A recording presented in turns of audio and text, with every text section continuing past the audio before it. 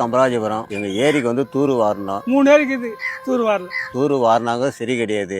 ஏரிகள்ல தூர் வாரலாம். எதுவுமே செய்யாது இருக்காங்க. விவசாயத்துக்கு வந்து ஒரு பாகம் தான் பயிர் வைக்கிறாங்க. அந்த தூர் வாரினாங்கன்னா ஒரு 2 பாகம் இல்ல 3 பாகம் பயிர் வைக்கணும். தம்மனூர்ல வந்து ஒரு போகம் தான் வைக்க முடியுது, தூர் வாரல.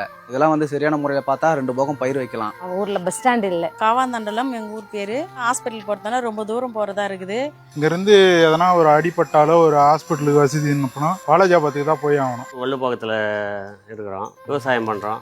அறுவடை டைமில் நெல் காய வைக்கிறதுக்கு மழை வந்தால் நெல் காய வைக்கிறதுக்கு இடம் இருக்க மாட்டேங்குது. நல்லது செய்யறேன், நாட்டுக்கு நல்லது செய்யறேன்னு எதுக்கு சொல்றீங்க? எங்க பேர்ல எவ்வளவு கடன் இருக்குது தெரியுமா? எல்லாத்துக்கும் வரி, தண்ணில இருந்து சோப்புல இருந்து ரோட் டேக்ஸ்ல இருந்து மொத்தத்தையும் நாங்க தான், எங்க விவசாயத்தை தான் ரொம்ப பாதிக்குது. நாங்க தம்மனூர், இங்க நிறைய லேடிஸ் எல்லாம் வேலை இல்லாம இருக்காங்க. அவங்களுக்கு ஏதாச்சும் வேலை கிடைச்சா நல்லா இருக்கும்.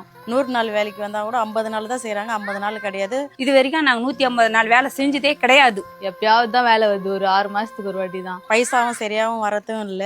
100 நாள் வேலை எங்களுக்கு தேவை. ஸ்கூல் பசங்க விளையாடுறதுக்கு ஒரு பார்க் எதுவும் கிடையாது. எங்க ஊர் தம்மனூர். பசங்க படிக்கிறதுக்கும் இடம் கிரவுண்டுக்கும் அதனால வழி கிடைக்கும். குழந்தைங்களுக்கு ஸ்கூல் போறதுனால நீண்டக்கரையிலிருந்து அண்ணாண்டக்கரைக்கு போறதுக்கு எந்த ஒரு வழி இல்ல.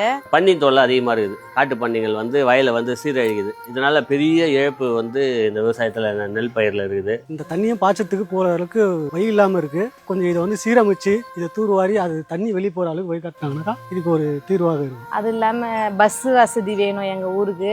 ஸ்கூல் டைம்ல பசங்க போறதுக்கு கொஞ்சம் கஷ்டமா இருக்குது. எங்க ஊர்ல கிடையாது, ஹாஸ்பிட்டலே கிடையாது. எங்க ஊர்ல ஆஸ்பத்திரி வசதி இல்லைங்க.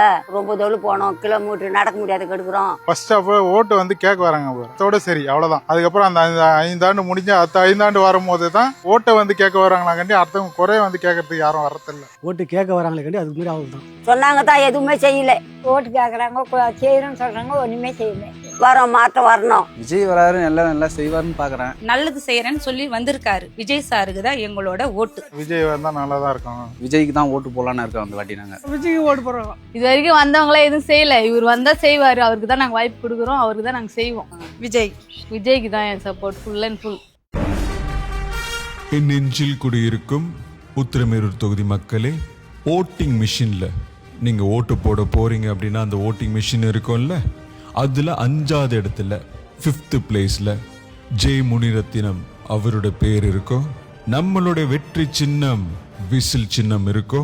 இந்த விசில் சின்னத்துக்கு நீங்கள் ப்ரெஸ் பண்ணுங்க, உங்கள் ஓட்டை போடுங்க. நம்மளோட தலையெழுத்தே மாறப்போகுது. உங்கள் சின்னம் விசில் சின்னம்.